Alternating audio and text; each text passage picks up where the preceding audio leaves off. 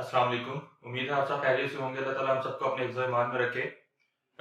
यहाँ पे हम जो है वो लास्ट टाइम हमने 10th क्लास की पंजाब टेक्स्ट बुक बोर्ड के बारे में कुछ डिस्कस किया था, उसके चैप्टर्स के बारे में पढ़ा था। आज जो है वो हम अपने नेक्स्ट लेक्चर को स्टार्ट करेंगे। तो नेक्स्ट लेक्चर को स्टार्ट करने से पहले थोड़ा-सा हम देख लेते हैं कि हमने लास्ट लेक्चर में जो है वो क्या डिस्कस किया था। तो सबसे पहले देखते हैं जी, हमने प्रीवियस लेक्चर में फर्स्ट टॉपिक जो डिस्कस किया था that is ball and bowl system, ठीक है? हमने एक सिंपल हार्मोनिक मोशन के system that is ball and bowl system हमने उसको डिस्कस किया था और हमने बताया था कि एक बाउल के अंदर पड़ी हुई बॉल जो है वो कैसे एक सिंपल हार्मोनिक मोशन को जो है वो ओबे करती है, ठीक है? उस पर जो है वो अमल करती है। उसके अलावा जो हमने नेक्स्ट टॉपिक देखा था that is motion of a simple pendulum. ये भी जो है वो एक सिंपल हार्मोनिक मोशन का सिस्टम था। एग्जांपल थी जो कि हमने देखी थी और इसमें मैंने आपको बताया था कि सिंपल पेंडुलम जो है वो क्या होता है और उसकी जो है मोशन भी बताई थी, to and fro motion about a fixed point. तो और उसके अलावा जो है वो हमने इसका टाइम पीरियड भी जो है वो लास्ट टाइम डिस्कस किया था, ठीक है? इसके अलावा जो है वो हमने देखा था कि सिंपल हार्मोनिक मोशन के कुछ फीचर्स को डिस्कस किया था। फीचर्स के अंदर मैंने आपको कुछ चार चार फीचर्स बताए थे कि सिंपल हार्मोनिक मोशन के कुछ फीचर्स होते हैं, जिसके इसमें से एक फीचर कुछ ऐसा था कि इसके डिस्प्लेसमेंट की डायरेक्शन जो है वो टुवर्ड मीन पोजीशन होती है। फिर मैंने आपको बताया था कि वेलोसिटी जो है वो मीन पर मैक्सिमम, एक्सट्रीम पर जो है मिनिमम होती है। कुछ इस तरह हमने जो है वो इसके सिंपल हार्मोनिक मोशन के जो है वो फीचर्स को भी देखा था। और इसके अलावा जो हमने लास्ट टॉपिक क्लास लेक्चर में जो देखा था वो था terms of simple harmonic motion. In terms के अंदर हमने वाइब्रेशन को देखा था। उसके अलावा जो हमने टाइम पीरियड को देखा था, फ्रीक्वेंसी को देखा था। उसके अलावा हमने जो है वो उसके अलावा जो है वो डिस्प्लेसमेंट वगैरह को इसके देखा था। तो कुछ हमने टर्म्स जो है वो सिंपल हार्मोनिक मोशन के लास्ट लेक्चर में जो है वो डिस्कस की थी। ठीक हो गया? आज का जो है वो हम लेक्चर स्टार्ट करते हैं। आज का हमारा लेक्चर है जी डैम्प्ड ऑसिलेशन। अच्छा, डैम्प्ड ऑसिलेशन जो है, ऑसिलेशन मैंने आपको पहले भी बता दिया था, लास्ट लेक्चर में बताया था कि वाइब्रेशन को ही ऑसिलेशन कहते हैं। तो डैम्प्ड ऑसिलेशन क्या होती है, ये इसकी डेफिनेशन से हम इसको स्टार्ट करते हैं। इसकी डेफिनेशन आपको बुक के इस पेज पर मिल जाएगी। ये डेफिनेशन क्या कहती है? डेफिनेशन ये कहती है the oscillation of a system in the presence of some resistive force are damped oscillation. किसी भी सिस्टम की ऑसिलेशन के अंदर कोई रेजिस्टिव फोर्स की वजह का मौजूद होना, रेजिस्टिव फोर्स का मौजूद होना, वो क्या कहलाता है? वो ऑसिलेशन की डैम्प्ड ऑसिलेशन जो है वो कहलाता है, ठीक है? देखें, इसकी एग्जांपल से अगर मैं आपको बताऊं तो मेरे पास जो है वो, अगर हम लास्ट लेक्चर की डिस्कस करें तो लास्ट लेक्चर के अंदर मैंने आपको एक मैथ स्प्रिंग सिस्टम बताया था। मैंने आपको एक बात बताई थी कि अगर हम फ्रिक्शन को जो है वो इग्नोर कर देंगे तो ये मैथ जो है वो कभी भी नहीं रुकेगा, ये अपनी टू एंड फ्रो मोशन को कंटिन्यूअस रखेगा। इसी तरह अगर हम उसके अंदर कोई रेजिस्टिव फोर्स यानी फ्रिक्शन को रखें तो फ्रिक्शन की वजह से उसकी ऑसिलेशन जो है वो खत्म कम होना शुरू हो जाएगी और एक वक्त आएगा बिल्कुल खत्म हो जाएगी। तो ये इस तरह की जो है वो ऑसिलेशन क्या कहलाती है? डैम्प्ड ऑसिलेशन कहलाती है। ठीक हो गया? अच्छा जी, डैम्प्ड ऑसिलेशन का थोड़ा सा हम डैम्प्ड के बारे में देखते हैं। डैम्प्ड क्या होता है? देखें, मैंने आपको वही बात दोबारा जो है वो हमने बताई थी, लास्ट सेक्शन में डिस्कस किया था, आज फिर उसको डिस्कस कर रहे हैं कि अगर हम फ्रिक्शन जो है वो इग्नोर कर देते हैं तो कंटिन्यूअसली, यानी कि आपके पास जो है वो इनडेफिनेट टाइम जो है वो आपका जो है वो मूव करता रहेगा ऑब्जेक्ट टू एंड फ्रो। लेकिन अगर हम इसके अंदर फ्रिक्शन का जो है वो अगर देखें, फ्रिक्शन को देखें, तो फ्रिक्शन की वजह से आपकी जो ऑसिलेशन है वो टाइम टू टाइम जो है वो स्टॉप होना शुरू हो जाएगी, ठीक है? तो फ्रिक्शन जो है वो आपकी मैकेनिकल एनर्जी, सिस्टम की मैकेनिकल एनर्जी को जो है वो टाइम के साथ साथ जो है वो खत्म करना शुरू कर देगी, कम करना शुरू कर देगी, जिसकी और यही मोशन जो है वो क्या कहलाती है? डैम्प्ड कहलाती है, ठीक है? ये भी सिर्फ डैम्प्ड के बारे में मैंने आपको बताया डैम्प्ड क्या होती है। ये देखिए, एक डायग्राम से आप देखें। सबसे पहले जो है हमने जब एक मोशन, एक बॉडी को जो है मूव करवाया था तो उसकी जो है वो वेवलेंथ जो है वो ज्यादा थी, ठीक है? लेकिन with respect to time, due to friction जो है उसकी वेवलेंथ कम होती चली गई। जैसे इससे ये पता लगा कि फ्रिक्शन की वजह से उसकी ऑसिलेशंस में जो है वो कुछ रुकावट पैदा हुई, कुछ रेजिस्टेंस पैदा हुई। तो ये आपके पास क्या कहलाती है? डैम्प्ड ऑसिलेशंस कहलाती है। ठीक हो गया? इसकी एग्जांपल देखते हैं। हमारे पास जो ऑटोमोबाइल्स के अंदर जो है वो शॉक अब्जॉर्बर जो है वो यूज होते हैं, उसके वो भी डैम्प्ड ऑसिलेशन के प्रिंसिपल जो है वो काम करते हैं। कैसे? शॉक अब्जॉर्बर जो है वो एक पिस्टन पर मुश्तमिल होता है और उस पिस्टन जो है वो एक लिक्विड के अंदर मूव करता है। वो लिक्विड ऑयल भी हो सकता है, ठीक है? इसका ऊपर वाला पार्ट जो है वो शॉक अब्जॉर्बर का जो अपर पार्ट है वो आपका अटैच होता है कार की बॉडी के साथ, ठीक है? और जो जब बॉडी चलती है और किसी बम्प के रॉड के ऊपर जब चल रही होती है और किसी बम्प के ऊपर से जब वो ट्रैवल करती है तो क्या होता है कि कार जो है वो हल्की सी वाइब्रेट करती है, ठीक है? शॉक अब्जॉर्बर जो होता है वो क्या करता है? वो इन वाइब्रेशंस को डैम्प कर देता है और इसकी जितनी भी प्रोड्यूस होने वाली एनर्जी है वो सब एनर्जी को जो है वो हीट एनर्जी के अंदर कन्वर्ट करके आपकी गाड़ी को जो है बहुत बड़े नुकसान से बचा देती है, ठीक है? तो डैम्प्ड ऑसिलेशन आपकी ऑटोमोबाइल कंपनीज के अंदर बहुत ज्यादा यूज होती है। इसके डायग्राम अगर आप देखें तो डायग्राम के अंदर आपको ये शॉक अब्जॉर्बर नजर आ भी रहा होगा। क्या होता है, इसके ऊपर वाला अपर पार्ट जो है वो कार के साथ अटैच है, जबकि लोअर पार्ट जो है वो आपके एक्सल के साथ अटैच है। जैसे ही बम के ऊपर से गुजरती है, ये एक्सल और जो बॉडी पार्ट इनके दरमियान जो लगा हुआ आपका पिस्टन है, वो इसकी वाइब्रेशन को, इसकी ऑसिलेशन को जो है वो डैम्प कर देता है और आपकी गाड़ी जो है वो सेफ रहती है। ठीक है, तो डैम्प्ड ऑसिलेशन की छोटी सी एग्जांपल थी। अच्छा जी, अब हम देखते हैं जी कुछ वेव मोशन के बारे में देखते हैं। ये हमने जो लास्ट देखा अभी तक, ये कुछ मोशन की ये भी टाइप थी। अब आगे देखते हैं जी वेव मोशन क्या होती है, वेव के बारे में डिस्कस करते हैं जी वेव क्या होती है। वेव, सबसे पहले हम देखते हैं जी वेव के बारे में। तो वेव की डेफिनेशन आपको इस बुक के पेज पर मिल जाएगी। वेव की डेफिनेशन ये कहती है कि a wave is a disturbance in the medium. किसी भी मीडियम के अंदर वेव जो है वो डिस्टर्बेंस होती है किसी भी चीज की, विच कॉजेज, जो कि वजह बनती है the particles of the medium to undergo vibratory motion, जो कि किसी भी मीडियम के पार्टिकल्स को वाइब्रेटरी मोशन पर जो है वो मजबूर कर देती है। ठीक है, और इसकी वाइब्रेटरी मोशन जो है वो इक्वल इंटरवल ऑफ टाइम अपने मीन पोजीशन के अगेंस्ट होती है। ठीक है, अपने मीन पोजीशन के जो है वो टू एंड फ्रो होती है। तो वेव की डेफिनेशन ये बनेगी, a wave is the disturbance in the medium. किसी भी मीडियम में जो वेव है वो डिस्टर्बेंस होती है, जो कि वजह बनती है उस मीडियम के पार्टिकल को वाइब्रेटरी मोशन करवाने में, और वो मोशन क्या होती है, इक्वल टाइम इंटरवल में एक फिक्स पॉइंट के against to and fro motion होती है। ठीक है, तो ये आपकी वेव, इसके जो है वो एग्जांपल जब देखेंगे तो आपको इस वेव की ज्यादा समझ आएगी। तो इसकी थोड़ा सा हम इसकी एक्टिविटीज के बारे में देखते हैं, एग्जांपल्स के बारे में देखते हैं। तो पहली एक्टिविटी ये है कि आप क्या करें, आप एक पानी का टब लें और उसके अंदर जो है वो एक एंड पर पेंसिल को, लेड पेंसिल को जो है वो डिप कर दें। अब आप क्या करें, उस लेड पेंसिल को थोड़ा अप एंड डाउन जो है वो मूव करें। ठीक है, वर्टिकली अप एंड डाउन जब उसको मूव करेंगे तो उसके अप एंड डाउन मूव करने से वाटर के अंदर जो है वो कुछ डिस्टर्बेंस क्रिएट होगी। वो डिस्टर्बेंस जब आगे आगे के जाएगी तो आगे आप एक कॉर्क रखते हैं, वो कॉर्क आप देखेंगे, कॉर्क को वो थोड़ा सा जो है वो वाइब्रेट करवाएगी, जिससे ये पता लगेगा कि वाटर के अंदर जो है वो डिस्टर्बेंस क्रिएट हुई है। ये डिस्टर्बेंस जो है वो क्या है, ये आपके पास जाहिर बात है एक मीन पॉइंट के अगेंस्ट जो है वो टू एंड फ्रो मोशन है, तो इसका मतलब ये एक वेव है।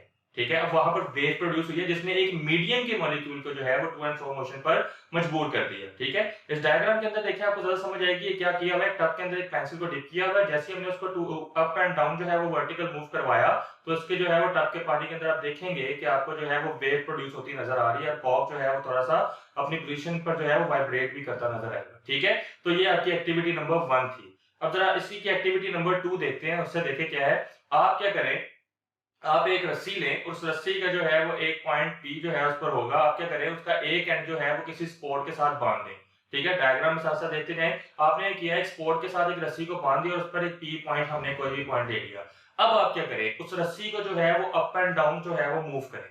अप एंड डाउन जब आप मूव करेंगे तो आप देखेंगे कि आपकी रस्सी के अंदर जो है वो कुछ इस तरह से वेव प्रोड्यूस होंगे, और आपका पी पॉइंट जो है वो अप एंड डाउन जो है वाइब्रेशन स्टार्ट कर देगा। अब ये भी जो है आपके सामने जो है वो वेव प्रोड्यूस हो रही है, जिसने जो है वो पी पॉइंट को, यानी रस्सी के पार्टिकल पी को जो है वो क्या किया, वाइब्रेटरी मोशन पर मजबूर कर दिया। तो ये भी आपके पास जो है वो एक वेव की एक्टिविटी, जैसे पता लगा कि ये वेव प्रोड्यूस हो रही है। ठीक है, अब अगला जो हमारा टॉपिक है that is categories of waves. कुछ वेव्स की हमारे पास कुछ कैटेगरीज होती हैं। तो हमारे पास दो तरह की जो है वेव्स होती हैं। वो कौन कौन सी हैं जी, एक मैकेनिकल वेव्स हैं और इलेक्ट्रोमैग्नेटिक वेव्स हैं। इनको हम आगे जाकर डिस्कस करते हैं क्या होता है। इनको डिस्कस करने से पहले थोड़ा सा एक इन्फॉर्मेशन के बारे में आपको बताता चलूं कि हमारे पास इलेक्ट्रिक फील्ड और मैग्नेटिक फील्ड, ये मैंने आपको 9th क्लास के अंदर भी बताया था, इलेक्ट्रिक फील्ड मैग्नेटिक फील्ड क्या होती है। ये दो फील्ड्स हैं, ये दोनों फील्ड जो है वेव की शक्ल में जो है वो अपने सिग्नल्स को ट्रांसफर करती हैं। इन दोनों की जो वेव अगर एक ही जगह से प्रोड्यूस हो तो ये एक दूसरे के क्या होती है, परपेंडिकुलर होती है, एक दूसरे के परपेंडिकुलर मूव करती हैं। अगर आपका जो है वो मैग्नेटिक फील्ड एक्स एक्सिस है तो आपकी इलेक्ट्रिक फील्ड जो है वो वाई एक्सिस के अलोंग मूव करेगी, जो कि इसके परपेंडिकुलर होगी। ठीक है, ये आपके पास एक इन्फॉर्मेशन थी जो कि आपसे शेयर करते हैं, आपकी बुक के ऊपर ये इन्फॉर्मेशन जो है वो मेंशन भी है। अच्छा, अब हम कैटेगरीज की तरफ चलते हैं। तो पहली कैटेगरी है वो है मैकेनिकल वेव्स। तो मैकेनिकल वेव्स क्या होती हैं, देखिए हमारे पास वेव्स की भी कुछ टाइप है, दो किस्म की टाइप आपके जो है वो मैंने भी डिस्कस की है, उनको हम बारी बारी डेफिनेशन भी पढ़ेंगे उसकी। तो सबसे पहले मैकेनिकल वेव जो है ना वो एक ऐसी वेव है जिसको ट्रैवल करने के लिए किसी मीडियम की जरूरत हो। ठीक है, तो वेव, ऐसी wave which required any medium, जिसको कोई मीडियम की जरूरत हो फॉर देयर प्रोपगेशन, जिसको गुजरने के लिए, जिसको ट्रैवल करने के लिए जो है वो एनी मीडियम रिक्वायर्ड हो, वो क्या कहलाती है, मैकेनिकल वेव्स कहलाती हैं। ठीक है, मैकेनिकल वेव्स की एग्जांपल्स देखें, जो कुछ एग्जांपल्स हैं मैकेनिकल वेव्स की, जैसे कि आप देखें वाटर वेव जो है, पानी के अंदर जो प्रोड्यूस होने वाली वेव्स है वो भी पानी एक मीडियम है, ठीक है, लिक्विड मीडियम है, उसके अंदर जो है प्रोड्यूस होती है वेव्स। अगर लिक्विड खत्म कर दिया जाए तो ये वेव प्रोड्यूस नहीं होंगी, लिहाजा इन वेव्स को गुजरने के लिए जो है वो मीडियम चाहिए, दैट इज वाटर, ठीक है। साउंड वेव जो है वो एयर के बगैर मूव नहीं हो सकती, ठीक है, तो एयर इज अ मीडियम जो कि साउंड वेव को जो है वो ट्रेवल करवाता है। तो इस तरह जो है वो आपकी कुछ वेव्स हैं जिनको गुजरने के लिए मीडियम चाहिए होता है, any medium, solid, liquid, gas, कोई भी मीडियम हो सकता है। तो वो मीडियम के अंदर गुजरने वाली वेव्स क्या कहलाती हैं? मैकेनिकल वेव्स कहलाती हैं, ठीक हो गया। दूसरी जो इसकी कैटेगरी है दैट इज इलेक्ट्रोमैग्नेटिक वेव्स। तो इलेक्ट्रोमैग्नेटिक वेव वो वेव्स होती हैं जिनको प्रोपगेशन के लिए, जिनको ट्रैवल करने के लिए कोई भी मीडियम रिक्वायर्ड नहीं होता, वो विदाउट मीडियम जो है वो ट्रैवल कर जाती हैं, ठीक है। फॉर एग्जांपल इसकी डेफिनेशन पढ़ लेते हैं। Waves which do not require any medium for their propagation are called electromagnetic waves. कि ऐसी वेव्स जिनको ट्रैवल करने के लिए, जिनको गुजरने के लिए किसी मीडियम की जरूरत ना हो, वो क्या कहलाती हैं? इलेक्ट्रोमैग्नेटिक वेव कहलाती हैं। इसके एग्जांपल्स देखते हैं। तो इस एग्जांपल्स में क्या आता है कि आपके पास टेलीविजन की जो रेज हैं, एक्सरेज हैं, हीट है, लाइट रेज। अब देखें सूरज से आने वाली जो रोशनी है वो किसी मीडियम की जो है उस पर, किसी मीडियम की उसको जरूरत नहीं होती, वो विदाउट मीडियम जो है वो स्पेस से जमीन तक पहुंच जाती है, ठीक है। तो ये आपके पास इलेक्ट्रोमैग्नेटिक वेव्स हैं। इसी तरह लाइट रेज जो है उनको भी गुजरने के लिए किसी मीडियम की जरूरत नहीं होती, एक्स रेज जो है उनको भी जरूरत नहीं होती। तो टेलीविजन के जो आपके पास जो है वो सैटेलाइट्स के थ्रू जो कम्युनिकेशन की जाती है उनको भी गुजरने के लिए जो है वो मीडियम रिक्वायर्ड नहीं होता। तो ये सारी जो वेव्स हैं ये क्या कहलाती हैं? इलेक्ट्रोमैग्नेटिक वेव्स कहलाती हैं, जिनको मीडियम की जरूरत नहीं होती ट्रैवलिंग के लिए, ठीक है। तो ये कुछ दो किस्म की टाइप्स थी। अब आपका जो आगे है वो एक मेन टॉपिक स्टार्ट होता है, that is types of mechanical wave. Long question और बोर्ड में आ चुका है। तो हमारे पास मैकेनिकल वेव्स की भी आगे से कुछ टाइप्स हैं। तो हमारे पास मैकेनिकल वेव्स की दो टाइप्स हैं। There are two types of mechanical waves. First one is longitudinal waves and the second one is transverse waves, ठीक है। तो ये दो किस्म की वेव्स जो हैं ये मैकेनिकल वेव्स की ही टाइप हैं, लॉन्गिट्यूडिनल वेव्स और ट्रांसवर्स वेव्स। बारी-बारी इनको देखते हैं। सबसे पहले देखें जी लॉन्गिट्यूडिनल वेव्स क्या होती हैं, इसकी डेफिनेशन।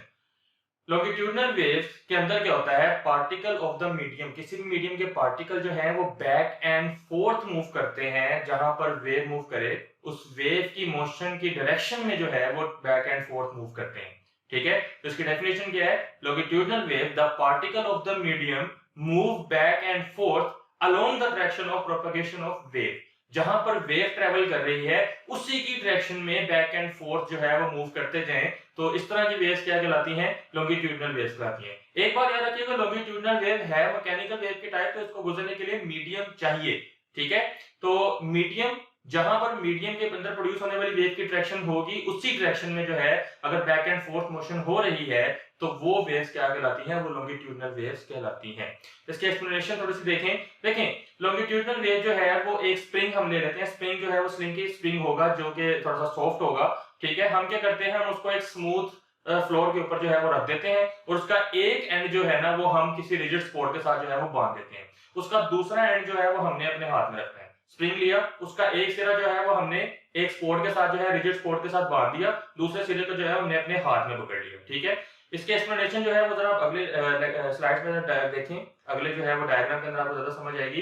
ये डायग्राम आपको पहले नजर आ रही है, देखें स्पोर्ट के साथ जो है वो आपका स्प्रिंग बांधा हुआ है, ठीक है। दूसरे सिरे से जो है वो आपने हाथ से उसको पकड़ लिया। अब आप क्या करेंगे? अपने हाथ को जो है वो हॉरिजॉन्टल डायरेक्शन में यूं आगे पीछे जो है वो मूव करें, ठीक है। हॉरिजॉन्टल डायरेक्शन में अलोंग द स्प्रिंग डायरेक्शन में जो है वो आप मूव करें। आप जैसे इसको ये आगे पीछे मूव करेंगे तो क्या होगा? आप देखें, आपने जैसे इसको आगे की तरफ मूव किया तो ये स्प्रिंग के पास जो होंगे आपके पास साथ साथ स्प्रिंग के थोड़ा सा जो है वो कंप्रेस होकर साथ साथ हो जाएंगे। आपको डायग्राम के अंदर नजर भी आ रहा होगा, ठीक है। तो फिर क्या होगा? जैसे आप स्प्रिंग को बैक मूव करेंगे तो वही कंप्रेशन जो है वो आगे बार बार जो है वो ट्रांसफर होता जाएगा, ठीक है। तो क्या हुआ? हम जब इसको आगे पीछे जो है मूव कर रहे थे तो आपके स्प्रिंग के अंदर जो है वो कंप्रेशन प्रोड्यूस हुआ। वो कंप्रेशन जो है वो आगे ट्रांसफर होता गया। अब ये कंप्रेशन जो है, ये देखिए कंप्रेशन यहाँ पर, फिर थोड़ी देर बाद जो है वो यहाँ पर ट्रांसफर हो गया, ठीक है। तो कंप्रेशन के दरमियान जो स्पेस आएगी वो स्पेस क्या कहलाती है? रेयरफैक्शन कहलाती है। रेयरफैक्शन के अंदर रेयरफैक्शन वो स्प्रिंग के जो है वो कंपोनेंट है जहां पर स्प्रिंग के जो है वो दरमियान में डिस्टेंस थोड़ा सा ज्यादा हो। कंप्रेशन वो जो है वो एरिया है जहां पर स्प्रिंग के दरमियान जो है वो थोड़ा सा डिस्टेंस कम हो, ठीक है। तो आपको डायग्राम के अंदर भी नजर आ रहा होगा कि स्प्रिंग जहां से क्लोज है वो वाला एरिया जो है वो कंप्रेशन है और जहां पर स्प्रिंग के दरमियान थोड़ा डिस्टेंस ज्यादा है वो वाला एरिया क्या है? रेयरफैक्शन है। और एक यहाँ पर जो है वो एक आखिरी डेफिनेशन भी ये भी बनती है जी वेवलेंथ की, कि जब आप एक स्प्रिंग के अंदर जो है वेवलेंथ की बात करते हैं तो आपके पास दो कंप्रेशंस के दरमियान जो डिस्टेंस है, दो कंप्रेशंस के दरमियान वाला डिस्टेंस क्या कहलाता है? वो स्प्रिंग की वेवलेंथ कहलाता है, ठीक हो गया। तो ये कुछ डेफिनेशन जो है वो आपके इस टॉपिक के अंदर आपको मिल जाएगी। एक्सप्लेनेशन जो यही थी कि आप जब स्प्रिंग को जो है वो मूव करेंगे तो ये बैक एंड फोर्थ जो है वो मूव कर रहा है और बैक एंड फोर्थ मूवमेंट की वजह से जो है वो आपका कंप्रेशन और रेयर फ्रैक्शन जो है वो प्रोड्यूस हो रही है और दो कंप्रेशन के दरमियान का जो डिस्टेंस है वो क्या कहलाता है, वो स्प्रिंग की वेवलेंथ कहलाता है। इस वेव की वेवलेंथ जो है वो कहलाता है। ठीक हो गया। तो इसकी डेफिनेशन आपको बुक के इस पेज पर मिल जाएगी। फर्स्ट डेफिनेशन आपको कंप्रेशन की यहाँ मिलेगी, ये आपको सामने नजर भी आ रही होगी कि such a waves consist of regions called compression where the loops of the spring are close together. तो वो एरिया स्प्रिंग का जो है वो कंप्रेशन कहलाता है जहां पर स्प्रिंग के जो लूप्स हैं वो एक दूसरे के क्या हो, क्लोज हो। यही मैंने आपको भी बात बताई। दूसरी डेफिनेशन है जी रेयरफैक्शन। उसकी डेफिनेशन भी आपको ये सामने नजर आ रही होगी कि alternating with regions called refraction, वो रीजंस रेयरफैक्शन कहलाते हैं जहां पर where the loops are spaced apart, जहां पर लूप्स जो है वो थोड़ा सा क्या हो, डिस्टेंस के अंदर हो, क्लोज नहीं हो बल्कि थोड़ा सा दूसरे से जो है वो डिस्टेंस के अंदर हो, वो वाला एरिया क्या कहलाता है, वो रेयरफैक्शन कहलाता है। और इसकी वेवलेंथ की डेफिनेशन आपको लास्ट लाइन में आपको नजर आ रही होगी कि the distance between two consecutive compression is called wavelength. दो साथ साथ वाले कंप्रेशंस के दरमियान डिस्टेंस क्या कहलाता है, वेवलेंथ कहलाता है। ठीक है। तो ये कुछ डेफिनेशन थी जो कि आपके लॉन्गिट्यूडिनल वेव्स के अंदर थी। इसकी जो दूसरी टाइप है ट्रांसफर वेव्स, हम इंशाल्लाह नेक्स्ट लेक्चर में जो है वो डिस्कस करेंगे। यहां तक जो है हमारा आज का लेक्चर था। इस लेक्चर से रिलेटेड आपको कोई भी क्वेश्चन, कोई भी क्यूरी हो, आप कमेंट में मुझसे जो है वो जरूर पूछिएगा। और हमारे अगर आपको समझ आई है तो हमारे channel the study point dot PK को जरूर सब्सक्राइब करें और बेल आइकन पर क्लिक करें ताकि आप नए आने वाली जो है वीडियो से फायदा उठा सके। तब आपसे इजाजत चाहूंगा। अपना ख्याल रखिएगा। अल्लाह हाफिज।